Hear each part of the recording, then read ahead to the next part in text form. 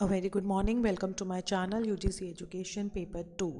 So आज जो हम यूनिट कर रहे हैं वो है unit 7 that is pedagogy andragogy and assessment.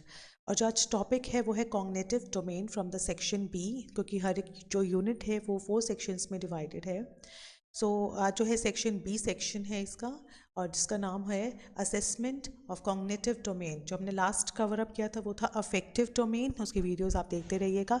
और जो अब है जो आज हम करेंगे वो है cognitive domain. So obviously cognitive domain is given by the Bloom.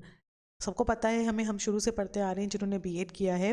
So cognitive domain में जो ब्लूम टेक्सोनॉमी थी, is a very order 6 levels पे उन्होंने बात की थी, जहाँ पे सबसे जो है level knowledge, comprehension, application, analysis, synthesis and then evaluation. तो ये इनके 6 जो थे लर्निंग के लेवल्स थे। उसके बाद टाइमली उसको रिवाइज़ किया गया। तो रिवाइज़ करने के बाद जो हम डोमेन्स थे वो आज हम पढ़ेंगे, क्योंकि प्रीवियस का जो है वैल्यूज़ है, लेकिन हमें जो पढ़ना है वो रिवाइज्ड में पढ़ना है। चलिए, cognitive domain is prepared in 1956 by Benjamin Bloom. In the 1990s, Lauren Entrol and Krathwohl कौन थे? द फॉर्मर जो थे स्टूडेंट्स रहे हैं ब्लूम के, उन्होंने इस टेक्सोनॉमी को रिवाइज किया था 90s में। It emphasis the development of the head. जैसे मैंने आपको बताया था, जो अफेक्टिव डोमेन होता है it is the development of heart, right. Cognitive development जो है वो करता है किस पे? हेड पे वर्क करता है। एंड जो आप कहेंगे, अगर हम साइकोमोटर एक्टिविटीज़ में बात करते हैं तो दैट इज़ साइकोमोटर एक्टिविटीज़ में अगर हम बात करते हैं तो वो है हैंड, है ना। तो आप इससे पता लगा सकते हैं, याद करने में आपको आसानी हो जाएगी। It deals with the knowing, thinking, problem solving, हमारे माइंड से रिलेटेड वर्क करता है ये। It means of expressing qualitatively different kinds of thinking, हमें थिंकिंग के लिए क्वालिटेटिवली जो है सोचने के लिए हमें हैबिट क्रिएट करता है। It is adapted for the classroom is a pool planning tool, है ना। इट हमें कोई क्लासरूम के लिए प्लान करना है, क्लासरूम प्लानिंग करना है, it is a planning tool की तरह वर्क करता है। Cognitive domain continues to be one of the most universally applied model है। It provides a way to organize the thinking skills into 6 levels. हमारे सोचने की प्रक्रिया को इन्होंने 6 लेवल पे बांटा है। बहुत ही बढ़िया लाइन है। थिंकिंग स्किल्स को हमारे 4 लेवल्स में बांटा है, from the basic to the higher order. जैसे कि कॉम्प्लेक्सिटी होती है टास्क की, उसके अकॉर्डिंगली जो है आप उसको बांट सकते हैं, लेकिन जो बेंजामिन ने दिया है वो इस ऑर्डर में है। तो चलिए इनके ऑर्डर को पढ़ते हैं। सबसे पहला जो आता है वो है रिमेंबरिंग, यानी कि याद रखना। It is a process of recalling information, process of recalling information specifies and universals that have been previously learned. Recalling methods and processes are the recall of the pattern of a structure or a setting. इसका मतलब ये है recalling information, मैंने आपको कोई चीज़ दी है, आपको वो रिकॉल करनी है। जैसे हम लोग हिस्ट्री में कोई डेट पढ़ते हैं, उसको आप रिकॉल यानी कि याद करना चाहते हैं, तो आप ब्रेन स्टॉर्म करते हैं, सोचते हैं कि क्या हुआ था। It also involves the recognition. I represent the lowest level of learning outcome in the cognitive domain. Recognizing,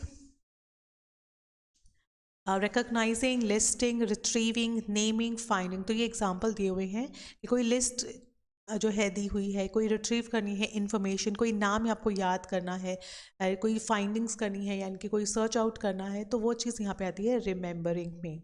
उसके बाद है अंडरस्टैंडिंग, द सेकेंड लेवल जो है थिंकिंग स्किल्स का, that is understanding level. It involves getting to the crux of the matter, crux of the matter पे जाना है हमें।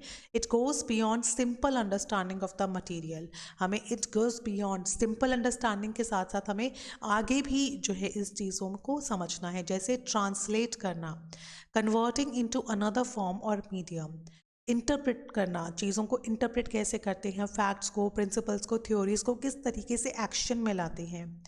Extrapolation, that is use of the fact, जो फैक्ट आपको पता चला है, valid for one situation to make the conclusions about a different or wider situation. जैसे इसमें एग्जाम्पल भी दे रखे हैं आपको, क्या कहे, इंटरप्रेटिंग, समराइजिंग, चीज़ों को समराइज करके देखना, पैराफ्रेज करके देखना, क्लासीफाई किस तरीके से करते हैं। तो ये एक्टिविटीज़ दी हुई हैं, 6 लेवल्स दिए हैं, रिमेंबर करना, उसको चीज़ों को अंडरस्टैंड करना, चीज़ों की क्रक्स तक पहुंचना थ्रू ट्रांसलेशन, कोई चीज़ को समझने के लिए, इंटरप्रिटेशन एंड द एक्स्ट्रापोलेशन। तो ये 2 चीज़ें हम पढ़ चुके हैं स्किल्स में। थर्ड आती है अप्लाई करके देखना, आप किस तरीके से जो इन्फॉर्मेशन है, जो नॉलेज आपने गेन किया है, उसे किस तरीके से आप अप्लाई करते हैं। जैसे it is the ability to use learned information, जो हमने इन्फॉर्मेशन लर्न कर ली है उसे हम किस तरीके से सिचुएशंस में यूज़ करते हैं। Learning outcomes in this area require a higher level of understanding, जब आप चीज़ों को अप्लाई करते हैं तो उसके लिए आपको हायर लेवल ऑफ अंडरस्टैंडिंग की ज़रूरत पड़ती है, क्योंकि उस टाइम आपको समझना है कि सिचुएशन कैसी है। ठीक है, जैसे इम्प्लीमेंट कैसे करना है सिचुएशन में कैरेक्टरिस्टिक्स को या नॉलेज को, अपनी जो ज्ञान है आपका किस तरीके से कैरी आउट करके रखना है, यूज़ करना है, और उसे किस तरीके से इफ़ेक्टिव तरीके से एग्जीक्यूट करना है। नाउ थर्ड वन के बाद है analysing, it refers to the process of breaking down the information, जो ज्ञान, जो नॉलेज आपके पास है उसको डिफरेंट डिफरेंट कंपोनेंट्स में, डिफरेंट डिफरेंट सिचुएशन के अकॉर्डिंग कैसे एनालाइज करके आपको करना है। जैसे आप एग्जांपल देखते हैं, पहले कंपेयर करना, सिचुएशंस को ऑर्गेनाइज करना, फाइंड करना, डीकंस्ट्रक्ट करना एंड इंटेरोगेटिंग करना दैट मीन्स पूछना, पूछना मीन्स कि चीज़ों को समझना कि कहाँ पे कौन सी नॉलेज अप्लाई होगी। Learning outcomes represent a higher intellectual level than comprehension.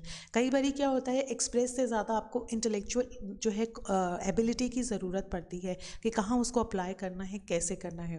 अभी चीज़ें थोड़ी सी जो है थियोरेटिकल है, अभी जब हम एग्जाम्पल करेंगे और चीज़ें क्लियर होती चली जाएंगी। ठीक है, तो सबसे पहले जो हमने पढ़ा था, देखिए, remembering, understanding, applying, analysing and then evaluating, चीज़ों को इवैल्यूएट करना, इंफॉर्मेशन को इवैल्यूएट करना। It is a process of judging the value, जज करना वैल्यू को, judging the value through poem है, statement, novel, research projects. It involves justifying a decision और course of action. Judgments are to be based on some criteria, जो judgments हम लेते हैं, जो decisions हम लेते हैं, वो किसी ना किसी criteria पर based होते हैं। It is weighting of the pros and cons and reaching a decision, हम उसके pros and cons देखते हैं, और वो pros and cons देखने के लिए हमारे पास higher level of thinking लगती है, कितनी ऊंचाई तक हम सोच पाते हैं, चीज़ों को समझ पाते हैं, अंडरस्टैंड कर पाते हैं। तो ये हायर लेवल है। इवैल्यूएशन होता है अपनी नॉलेज का कि हमें कितना आता है। जैसे अगर हम देखते हैं, अगर हम हमारे एक स्टूडेंट है, उसका कल एग्ज़ाम है, तो वो अपनी जो है इंफॉर्मेशन, अपनी नॉलेज को, कि उसकी कितनी प्रिपरेशन है, उसको क्या करता है, इवैल्यूएट करता है कि उसके पास जो नॉलेज है, क्या वो कल के एग्ज़ाम के लिए इनफ है कि कल का एग्ज़ाम उसका क्रैक हो जाए। तो दिस इज़ द इवैल्यूएटिंग, उसके प्रॉन्स एंड कॉन्स उसने ये देखा, लिस्ट आउट किया कि उसको क्या आता है, क्या नहीं आता है। सो इस तरीके से हायर ऑर्डर ऑफ थिंकिंग चलती है। It means judging without bias, आप विदाउट बायस चीज़ों को देखते हैं, prejudice and arriving at the conclusion, और उसके बाद कंक्लूजन तक पहुंचते हैं कि क्या क्या चीज़ें ऐसी हैं जो भी स्टिल रहती हैं पढ़ने के लिए। तो this is the evaluating process. ठीक है, and then creating, according to the Bloom the last one is create करना। It is a process of creating new patterns and structure. फिर आपने एक नया जो है अपना सिलेबस बनाया, करिकुलम बनाया, कि करिकुलम नहीं कहेंगे हम इसको, लिस्ट आउट आइटम्स बनाई, लेफ़्ट ओवर जो है आपका जो चीज़ें रह गई हैं समझने पढ़ने के लिए, तो आपने नया पैटर्न बनाया। आपने फिर एक नए आइडियाज़ कि उनको और टॉपिक्स को किस तरीके से नए तरीके से पढ़ना है। तो इस तरीके से आपने चीज़ों को क्रिएट करना शुरू किया। It involves putting together the parts, जो पार्ट्स बच गए हैं उसको आपस में मिलाना शुरू किया कि कौन कौन सी चीज़ों को आप पहले करेंगे तो ये कवर अप हो जाएगा। तो this is a kind of planning, और उस प्लानिंग के लिए भी आपको कौन सा डोमेन लगता है, कॉग्निटिव डोमेन।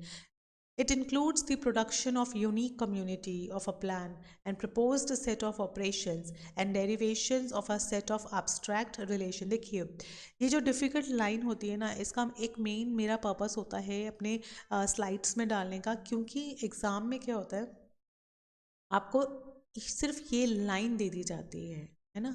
और उसके बाद कहा जाता है कि ये कौन सा डोमेन है। अब आप देखेंगे यहाँ पे आपको एब्स्ट्रैक्ट रिलेशन समझते ही आपको क्या समझ में आएगा कि ये अफेक्टिव डोमेन है जहाँ पे वैल्यूज़ की बात हुई है, बट ऐसा नहीं है, आपको चीज़ों को अंदर तक समझना होगा।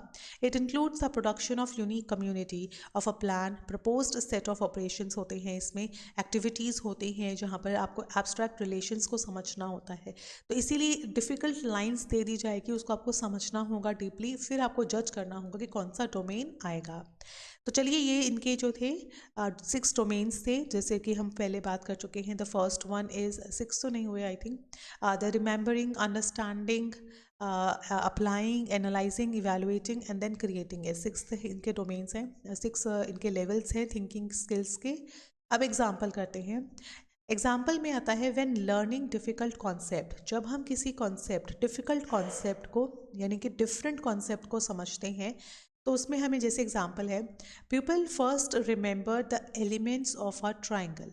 हम एक ट्राइंगल समझते हैं, ट्राइंगल का टॉपिक है, मैथ्स का टॉपिक है, तो उसके लिए हम चीज़ों को रिमेंबर करते हैं कि हमें ट्राइंगल के बारे में क्या क्या पता है।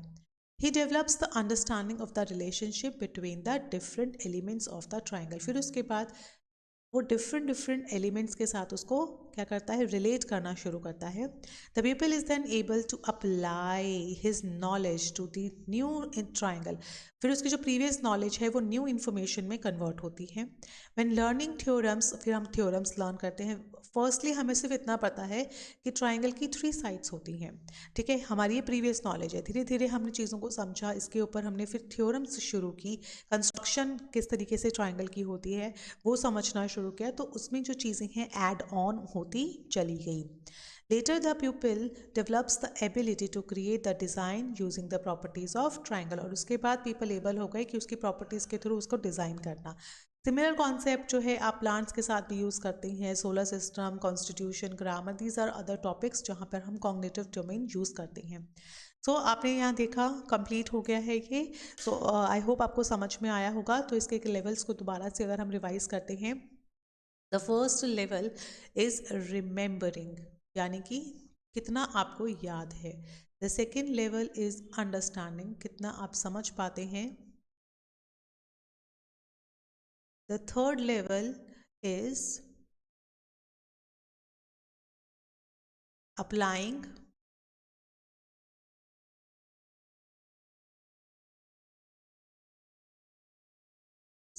third level is applying. The fourth level is analyzing.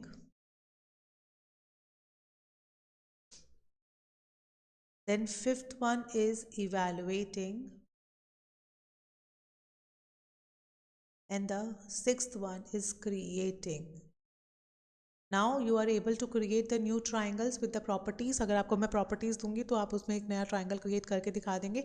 So remember जितना आपको याद था और उसके बाद आप कितना create कर सकते हैं अपनी ability के through, वो सब steps में आता है। तो ये आपको ऐसे ही revised Bloom taxonomy है, ऐसे ही learn होनी है।